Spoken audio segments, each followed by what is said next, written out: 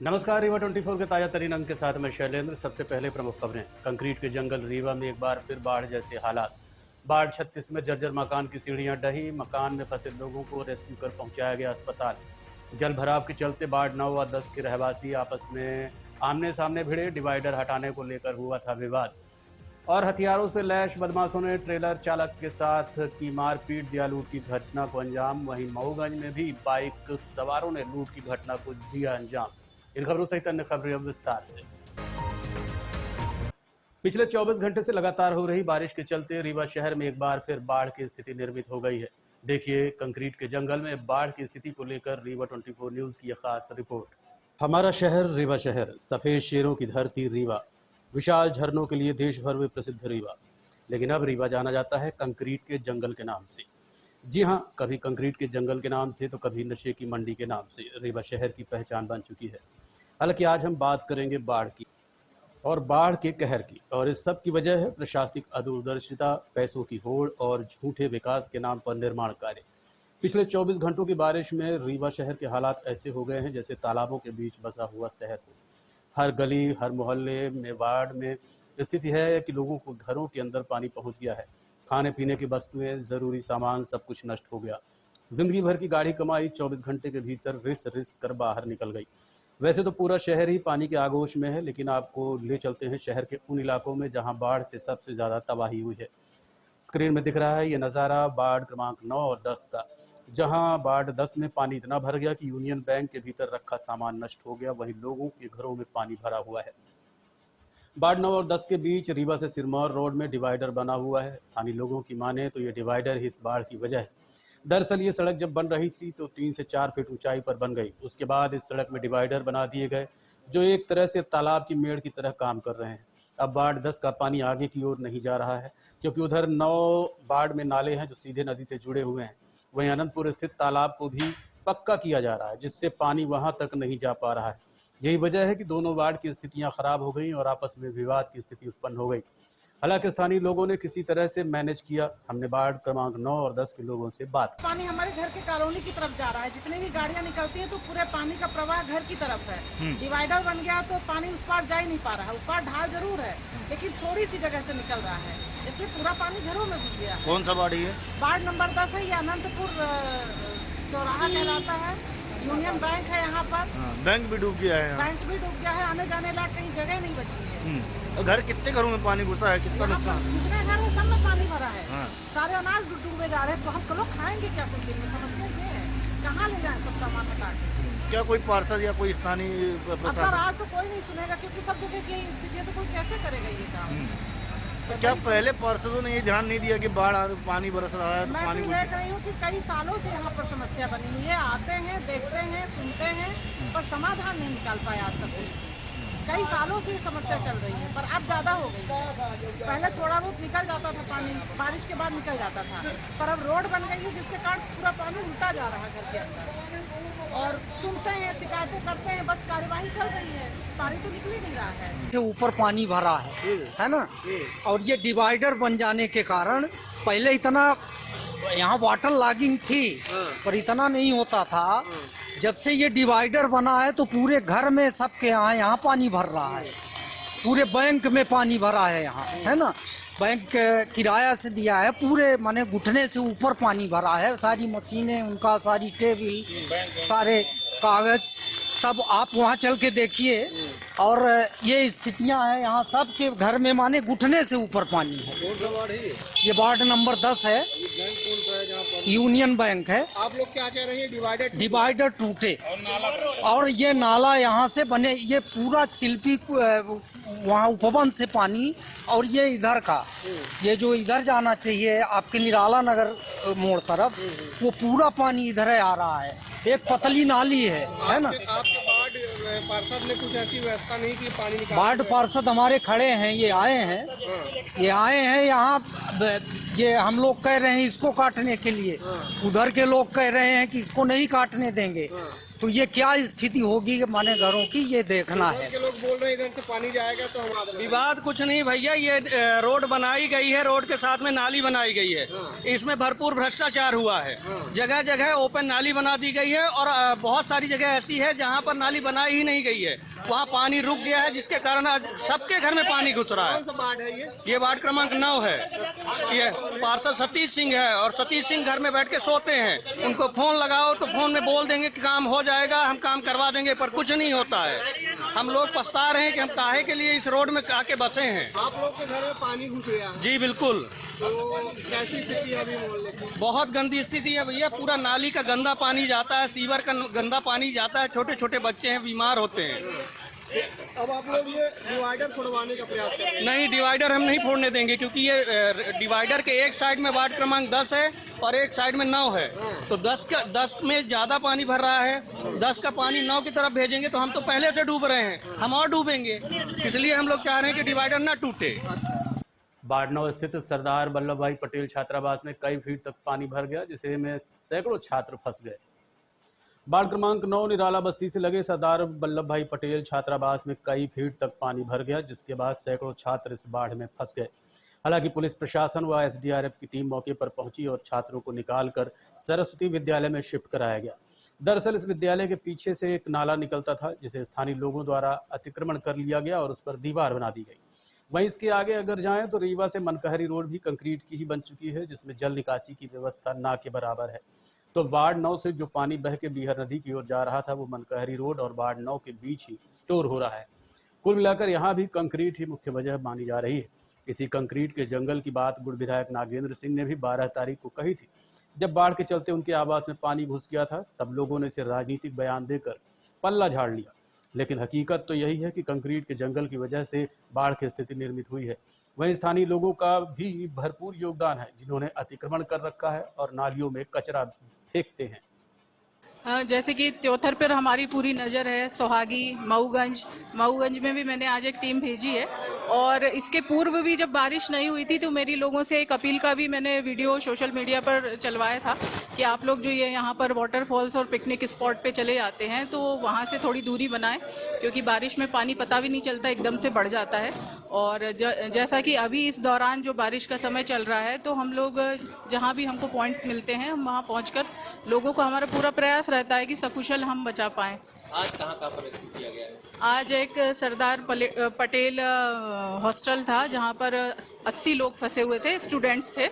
कुछ लोग को तो हमने निकाला, कुछ आना नहीं चाह रहे थे, लेकिन बारिश की लगातार गिरते हुए देखकर हमने उनको, सभी लोगों को सकुशल बाहर निकालकर सरस्वती स्कूल में पहुंचाया है। अभी कहाँ जगह चिन्हित है जहाँ जाना है? अभी एक ये तो चल ही रहा है, ये किला रोड पर जो ये मकान का, और इसके बाद हमको सथनी एक जगह है, वहाँ पर जाना है। अभी वार्ड क्रमांक 9 निराला नगर पटेल हॉस्टल में आज बाढ़ आ गई, जिसके कारण 600 छात्र फंस गए थे। मुझे सूचना मिली, मैं तत्काल पहुंचा और कमिश्नर आयुक्त को फ़ोन लगाया, नगर निगम अध्यक्ष जी को एवं उप मुख्यमंत्री जी को। उन्होंने तत्काल एनडीआरएफ की टीम भेजी और 100 छात्रों को रेस्क्यू करके सरस्वती स्कूल निराला नगर में शिफ्ट किया गया। यह पहली बार इतना पानी इसमें भरा है, इसलिए कि नाला एक बीच से भी जाता था, जिसमें एक दीवार बना दी गई है, पटेल हॉस्टल की पीछे दीवार बनी है बताते हैं, जिसके कारण से यह पानी रुका है और लोगों ने नाले में अतिक्रमण कर लिया है। इस कारण यह बाढ़ की स्थिति पैदा हुई है। मैं नगर निगम को दिखा दिया हूं कि यह नाले और आगे पीछे बना दिए जाएं और यहां से भी बीच से नाला बना दिया जाए, तो यह समस्या अगली बार के लिए नहीं होगी। अब आपको लिए चलते हैं वार्ड क्रमांक 38, जहां नालियां चौक होने से बाढ़ जैसी स्थिति निर्मित हो गई है। शहर के वार्ड क्रमांक 38 में भी जल भराव की स्थिति आप स्क्रीन पर देख ही रहे हैं। दरअसल यहाँ भी अतिक्रमण और कंक्रीट की वजह से बाढ़ की स्थिति निर्मित हुई है। वहीं स्थानीय रहवासियों द्वारा नालियों में कचरा फेंकने से नालियां चौक हो गई, जिस वजह से पानी बाहर नहीं निकल पा रहा है। हमने वार्ड के लोगों से बात की। ये कौन सा वार्ड है? वार्ड 38। क्या समस्या है यहाँ? पूरा पानी भर रहा है, देखिए ना पूरा।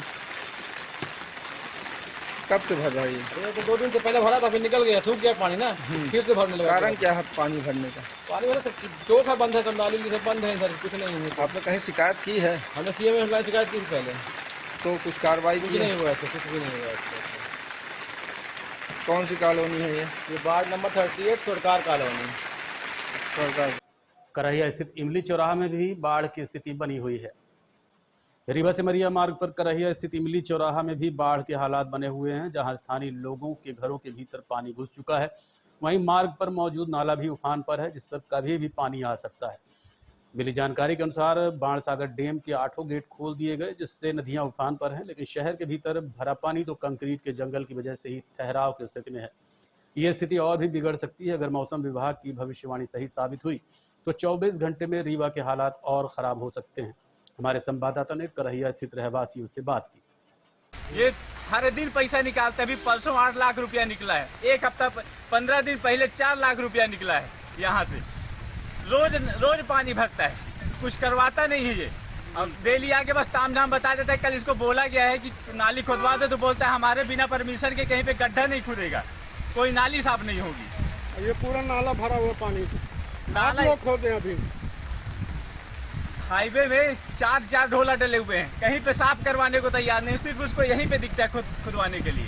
पूरा दुकानों में घुस गया पानी, दुकान में घुस गया आपके हमारी दुकान में पानी घुस गया, नुकसान हो गया कम 20,000 रुपए का नुकसान है। शहर के वार्ड क्रमांक 36 में जर्जर मकान की सीढ़ियां टूटने से चौरसिया परिवार के लोग फंस गए, जिन्हें स्थानीय प्रशासन की मदद से रेस्क्यू कर अस्पताल भिजवाया गया। शहर के वार्ड क्रमांक 36 में एक जर्जर मकान की सीढ़ियां टूटने से मकान में रहने वाले लोग फंस गए, जिन्हें स्थानीय लोगों की सूचना पर प्रशासन की मदद से रेस्क्यू किया गया। इस दौरान पुलिस, नगर निगम व SDRF की टीम मौके पर पहुंची। हालांकि बारिश के चलते रेस्क्यू में थोड़ा दिक्कतों का सामना करना पड़ा, लेकिन टीम ने धैर्य और सहजता के साथ पूरे परिवार को बाहर निकालकर सुरक्षित स्थानों पर भेजा। बताया जा रहा है कि मकान 10 साल से जर्जर अवस्था में है, लेकिन पारिवारिक विवाद के चलते इसका रेनोवेशन नहीं किया जा सका।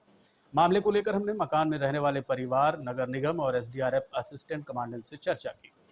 ये सुबह छत गिरी थी सर, पुराना मकान है, जर्जर है। पहले से जंजर था पूरा घर, एक्चुअली ये जो घर था वो मतलब पार्ट में था, दादी बाबा लोग थे, वो लोग कुछ दे ही नहीं रहे थे। हम लोग तो बनवाने के लिए कब से रेडी, वो कुछ दे ही नहीं रहे थे। क्या नाम आपका? सालू चौरसिया। कितने लोग फंसे थे आप लोग? 3 लोग। आपका क्या नाम है? ममता चौरसिया। आप भी वही फंसी हुई थी जी। ये कब से ऐसा जर्जर मकान है? अरे बहुत दिन से चल रहा है सर। क्यों बनवा क्यों नहीं रहे? दे नहीं रहे सास ससुर ननद नहीं दे रही हैं। कब से फंसे आप लोग इसमें? गिरा तो आज ही है सर। एक ये बहुत जर्जर मकान था जिसकी शिकायत भी कई बार की जा चुकी है और नगर निगम के लिस्ट में जर्जर मकान पे इसका दर्ज है। आज से नहीं, कम से कम 10 साल से इसका दर्ज है, लेकिन ये आज तक ये इसी तरह से इस पे लोग रह रहे थे। आज कुछ इसमें क्षति हुई है, मकान एक साइड में गिर गया है। भगवान की कृपा से यहाँ कोई जनहानि नहीं हुई है। और ये जर्जर मकान भागवत चौरसिया जी हैं, उनका है, जो निश्चित रूप से खतरनाक है। जो आज नगर निगम प्रशासन सब मिलकर यहाँ पर एकत्र हुए हैं और इसको आज शायद गिराया जाएगा, और गिर जाएगा तो निश्चित रूप से ये मकान जो खतरा बना हुआ था। सबसे बड़ी बात तो ये है कि इस जर्जर मकान में वो लोग लगातार रह रहे थे, न प्रशासन उनको निकलवा पा रही थी, न वो खुद निकल रहे थे। मैं व्यक्तिगत रूप से उनको कई बार समझाइश भी दिया। इनको प्रधानमंत्री आवास के तहत, पहली बात तो कोई भी मकान नहीं ढहा है, घर के अंदर की कोई सीढ़ी क्षतिग्रस्त हुई है। उस सीढ़ी से उतरना चूंकि खतरनाक हो गया था, किसी को दुर्घटना हो सकती थी, किसी को किसी प्रकार की चोट लग सकती थी, तो एहतियातन सूचना मिलते ही यहाँ पर नगर निगम का अमला, पुलिस का अमला, प्रशासनिक अमला और हमारी SDRF की टीम उपस्थित हुई। और इस घर में 2 लोग ऐसे थे जो ग्राउंड फ्लोर में रहते थे, जिन्हें पैरालिसिस की प्रॉब्लम थी, तो उन्हें एम्बुलेंस के माध्यम से जो हमारे शेल्टर होम है वहां पर शिफ्ट कराया गया है।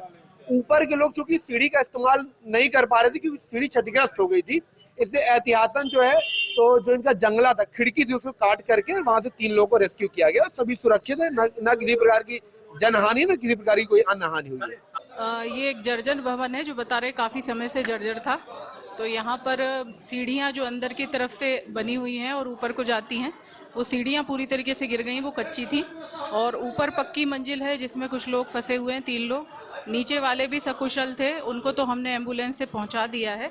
2 पैरालाइज पति पत्नी थे उसमें, तो उनको एम्बुलेंस से पहुँचा दिया है।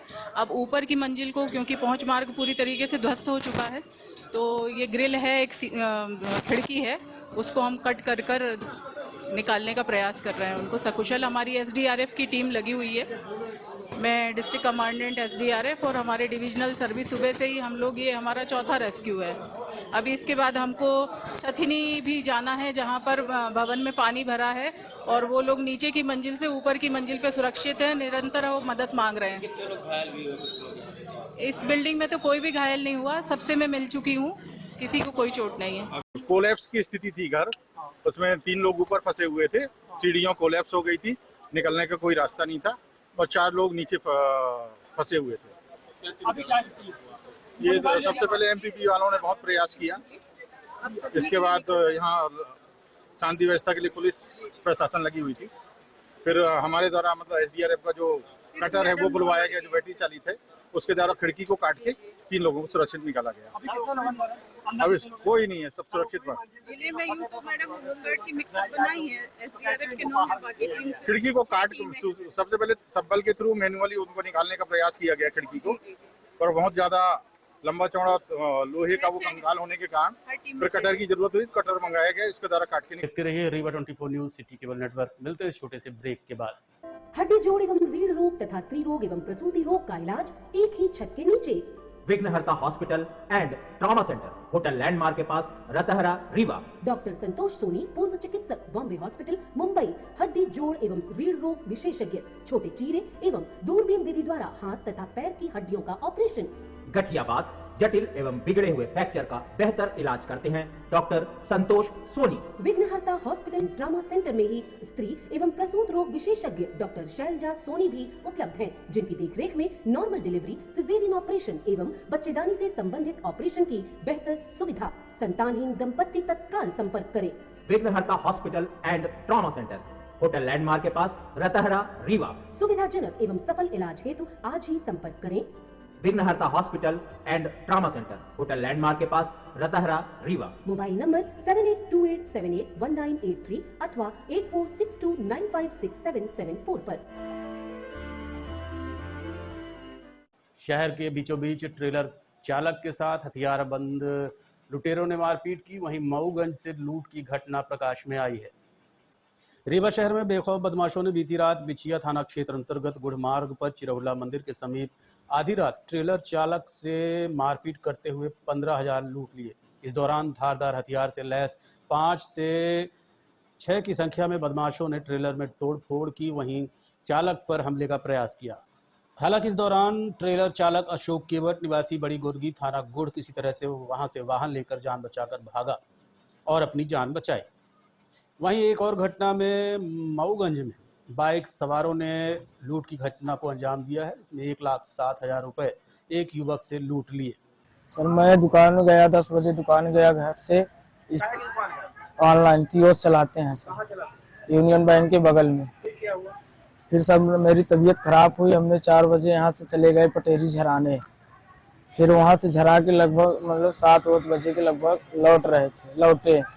इसके बाद आए बराठा मोड़ से, फिर मैंने घर गया, अपने गांव जा रहा था सेलान नदी के आगे। वहां से पीछे से एक पल्सर आई नीली कलर की, 2 आदमी थे, उसने लात मार के मेरे को नाली में गिर गए हैं।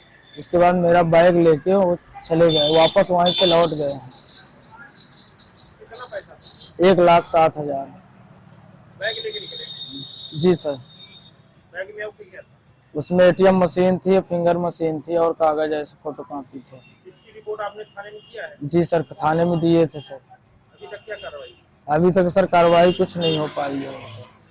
जिला मुख्यालय से लगे सगरा थाना अंतर्गत सथनी में भारी जल भराव की स्थिति देखी गई, जहां SDRF की टीम मौके पर पहुंची और रेस्क्यू कर लोगों को बाहर निकाला। ये ग्राम पंचायत सथनी, तहसील सिरमौर, थाना सगरा का दृश्य है। यहाँ के वर्तमान सरपंच के द्वारा नदी के किनारे की जमीन जो कि डूब क्षेत्र में है, पंचायत की परमिशन देकर स्वास्थ्य विभाग द्वारा निर्माण करवाया जा रहा है, जिसका नज़ारा आप लोग वीडियो में देख ही सकते हैं।